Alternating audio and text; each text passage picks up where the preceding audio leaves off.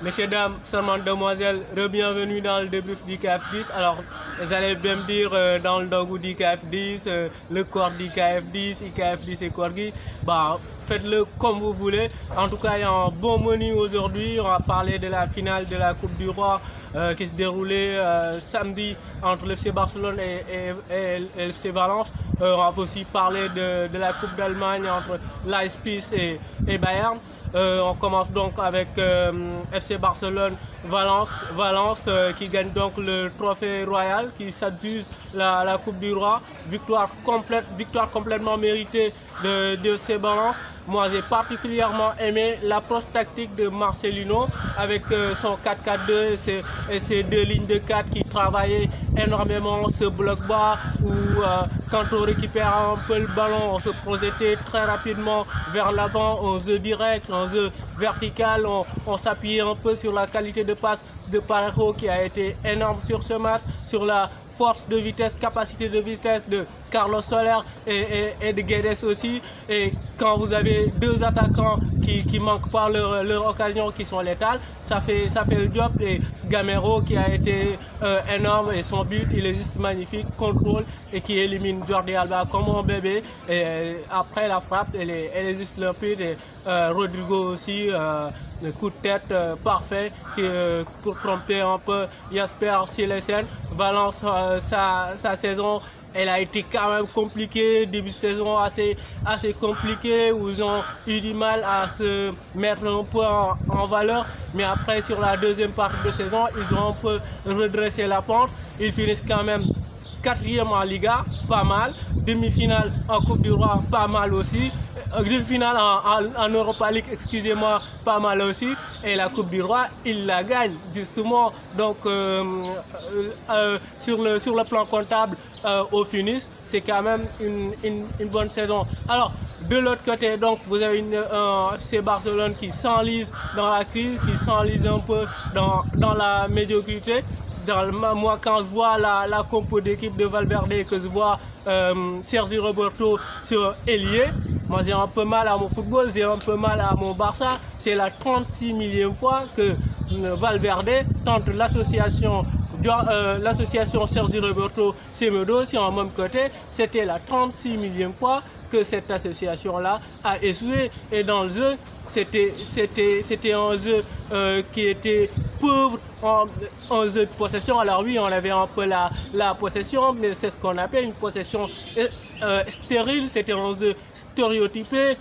Pas un seul joueur qui essaie de casser les lignes, aucune imagination, aucune aspiration, aucun génie, à part les éclairs de Léo Messi. Il n'y avait absolument rien du tout, c'était insipide, un peu à l'image de toute la saison. Et quand je vois un peu l'union sacrée, cette vague de solidarité autour de Valverde, je me dis comment des joueurs comme Messi, comme Busquets, comme Piqué, eux qui ont connu ces périodes de gloire, ces périodes de faste, ces périodes sous l'ère Guardiola, peuvent cautionner la médiocrité. Aujourd'hui, c'est invraisemblable ce qui est en train de se passer au FC Barcelone. Et le pire, c'est que collectivement aujourd'hui, le Barça n'a pas progressé. Quand on regarde le Barça, c'est ennuyeux, c'est soporifique individuellement aussi. Beaucoup de joueurs ont régressé, à l'image un peu de Busquets qui a passé une saison assez compliquée. Suarez, on l'a dit, c'était un peu les montagnes russes. Un coup c'est bien, un coup il sert absolument à rien. Jordi Alba aussi, un coup c'est bien, notamment ses combinaisons un peu avec le Messi. Mais mis à part cela, on n'a pas vu franchement Jordi Alba là sur ce match aussi. Regardez comment Carlos Soler le dépose sur le deuxième but. Regardez aussi comment Gamero l'élimine sur le premier but. C'est assez hallucinant. Dembélé irrégulier. Coutinho, c'était le présent le plus absent. Je répète, Coutinho, c'était le présent le plus absent. Et je pèse bien mes mots. Et quand je vois aussi que Bartomeu, il est en train de cautionner la médiocrité, on rappelle quand même le vrai problème de FC Barcelone. avant tout, c'est Bartomeu, parce qu'au Barça, on n'a pas une politique, une vraie politique sportive, un recrutement bidon. Franchement, la première tête qu'il faut couper aujourd'hui, c'est Bartomeu. Et donc, le Barça qui s'enlise dans la crise, qui s'enfonce un peu aussi dans la médiocrité. Alors, on file en Allemagne avec Bayern Munich qui s'offre un peu le doublé national, avec le doublé aussi de Lewandowski dans cette finale face à Leipzig. Et franchement, que ce fut compliqué cette saison, que ce fut dur. Et quand on regarde un peu le début de saison du Bayern Munich, on se dit, dame, ils finissent très bien la saison avec ce doublé-là. On a vu un peu l'arrivée de Niko Kovac sur le banc du Bayern Munich, qui a été un peu fragilisé, qui a eu du mal à s'imposer, à imposer ses soirs, avec les cadres qui lui ont montré un peu le dos. Moi, je me souviens, quand il mettait un Müller sur le banc, vous aviez sa femme qui sortait sur les réseaux sociaux et qui disait que c'était du n'importe quoi et qui s'offusquait. On a parlé aussi de l'effectif vieillissant du Bayern de Munich. On a pu évoquer aussi ces jeunes joueurs-là qui n'ont pas montré un peu le bout de leur nez. Après, au fil de la saison, ils ont mis un peu le bleu de surf. Ils se sont remis en marche, remis en question. Et après, c'était un vrai rouleau compresseur en championnat. Notamment, vous avez Niklas Süle qui a apporté une certaine sérénité, une certaine rigueur en défense centrale. Goretzka au milieu aussi, c'était très costaud. Et on a vu aussi Gnabry et Coman qui ont été un peu plus consistants, un peu plus réguliers dans leur performance. Et tout de suite, ça a payé. Le Bayern a donc repris les devants, les commandes de ce championnat. Bayern champion, mais deux immenses champions, deux immenses légendes qui tirent leur révérence. Je pense notamment à Kaiser Frank et Arjen Robben qui bouclent la boucle. Et de quelle manière ils ont bouclé la boucle en championnat lors de la dernière journée. Souvenez-vous, tous les deux ils marquent un but, et le but de Ribéry quand même il symbolise toute sa carrière. Il demande le ballon sur le côté, conduite de balle exceptionnelle qui fixe son défenseur et élimine deux adversaires, et puis le petit piqué derrière pour battre un peu le gardien adverse. Ribéry, il y a un petit goût d'inachevé quand même sur sa carrière, parce qu'il y a ce ballon d'or qu'il a un peu perdu un peu n'importe comment. Moi, je pense très sincèrement qu'en 2013, il méritait quand même ce ballon d'or. Alors, il y a eu un Ribéry avant 2013 et il y a eu un Ribéry après 2013, parce qu'il n'a jamais digéré ce ballon d'or perdu après 2013. Il a accumulé un peu les blessures et il n'a jamais retrouvé un peu son niveau. Mais quelle classe, quel jour, ce coup de vent phénoménal. Franchement, merci Kaiser Frank, et aussi merci aussi Arjen Robben. On savait tous quand il avait le ballon ce qu'il allait faire. On savait tous qu'il allait faire sa spéciale, un peu la classique, revenir sur son pied gauche et puis enrôler. Tout le monde savait cela, mais à chaque fois ça passait, à la limite même ça devenait un peu insolent. Lui aussi il y a un peu un coup d'inachevé sur sa carrière, parce qu'on rappelle c'est un joueur qui avait un peu le physique en carton, qui était très souvent blessé, et nul n'aurait été ces multiples blessures là. Il aurait pu gagner quelques ballons d'or et aurait eu une carrière un peu plus étoffée. Alors, Bayern champion d'Allemagne, ça me permet un peu de parler de Dortmund. Dortmund aussi, on peut avoir quelques regrets vu comment ils ont commencé le championnat, avec l'arrivée de Lucien Favre qui a amené un vent de fraîcheur avec cette équipe, et aussi un recrutement très malin. On se souvient du recrutement de Jadon Sancho qu'on est allé chercher un peu à Manchester City, et qui a flambé, franchement c'était une saison pétillante de la part de Jadon Sancho, qui a dribblé tout le monde. C'est un festival de dribbles, de passes décisives et de buts de la part de Jadon Sancho. Paco Alcocer qu'on est allé chercher un peu chez Barcelone et qui s'est illustré comme un super sub, et Witzel aussi qui a fait une première partie de saison, même si sur la deuxième partie de saison il a un peu flanché, dégringolé.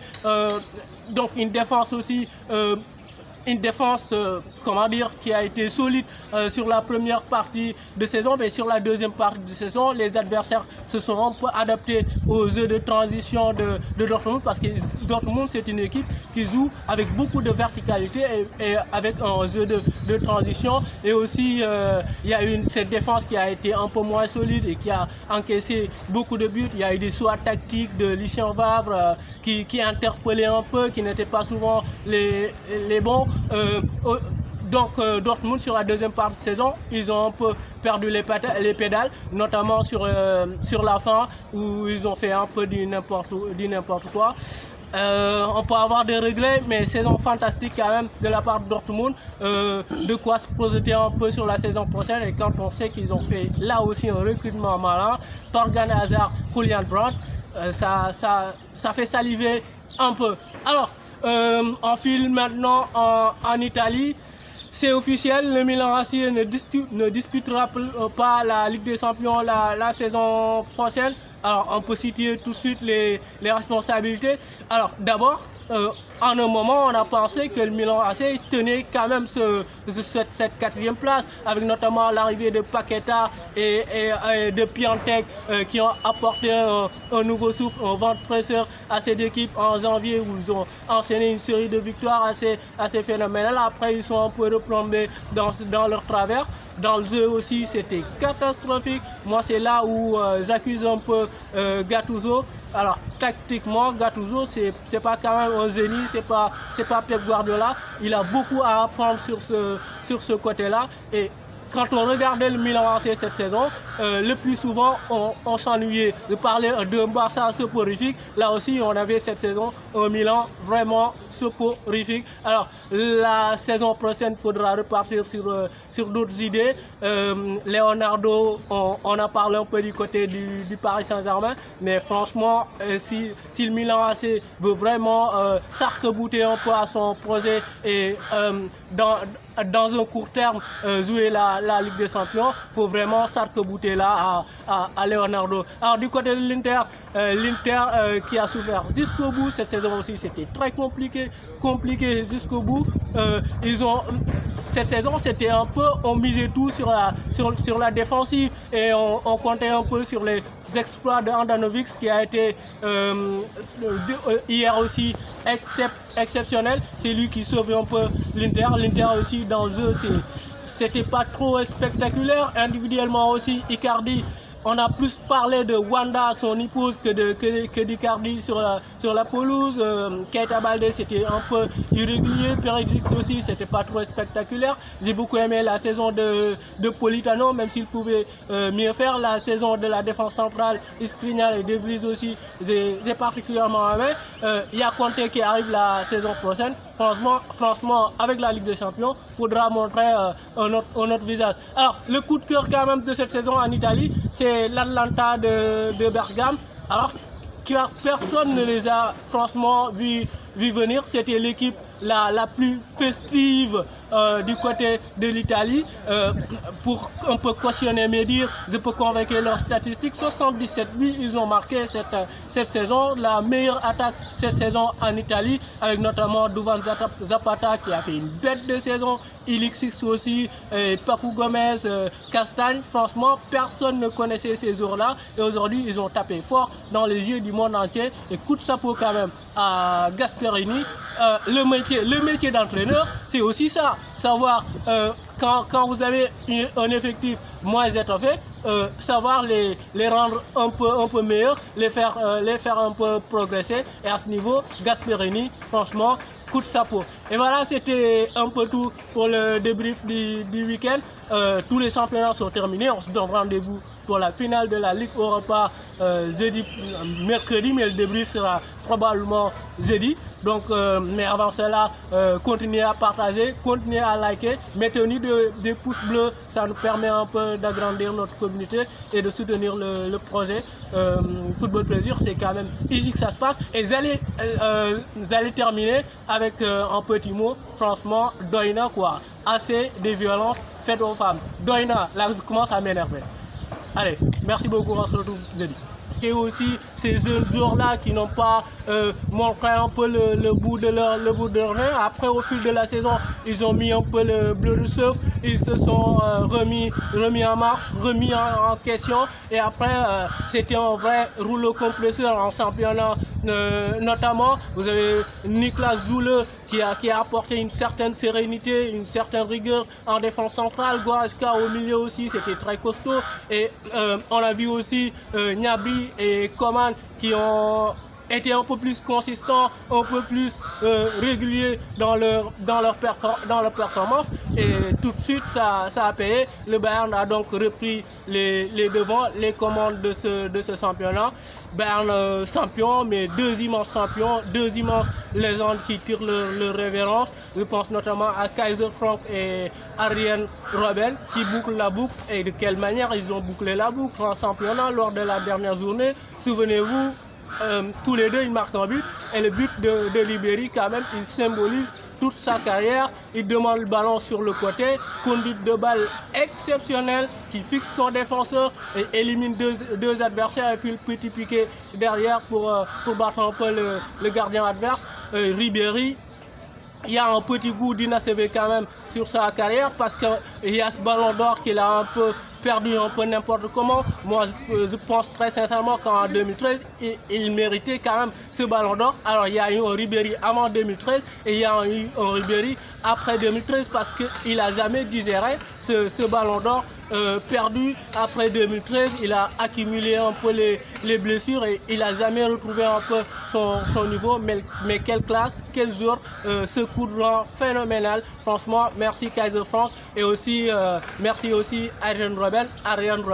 On savait tous quand il avait le ballon ce qu'il allait faire. On savait tous qu'il allait faire sa spéciale, un peu la classique, revenir sur son pied gauche et puis enrôler. Tout le monde savait cela, mais à chaque fois ça passait, à la limite même ça devenait un peu insolent. Lui aussi il y a un peu un coup d'inachevé sur sa carrière parce qu'on rappelle c'est un joueur qui avait un peu le physique en carton, qui était très souvent blessé et nul n'aurait été ces multiples blessures là.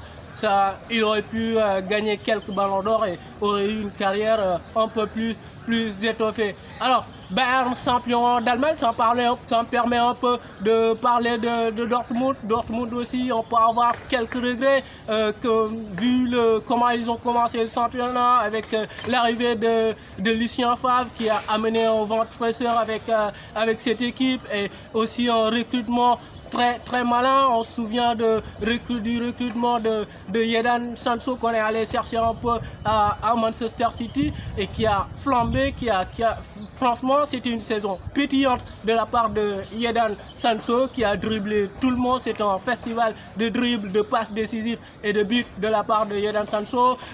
Paco Alcocer qu'on est allé chercher un peu chez Barcelone et qui s'est illustré comme un super sub. Et Witzel aussi qui a fait une première partie de saison, même si sur la deuxième partie de saison il a un peu flanché, dégringolé. Donc une défense aussi qui a été solide sur la première partie de saison, mais sur la deuxième partie de saison, les adversaires se sont un peu adaptés aux jeux de transition de Dortmund parce que Dortmund c'est une équipe qui joue avec beaucoup de verticalité et avec un jeu de transition. Et aussi il y a eu cette défense qui a été un peu moins solide et qui a encaissé beaucoup de buts. Il y a eu des choix tactiques de Lucien Favre qui interpellaient un peu, qui n'étaient pas souvent les bons. Donc Dortmund sur la deuxième partie de saison, ils ont un peu perdu les pédales, notamment sur la fin où ils ont fait un peu du n'importe quoi.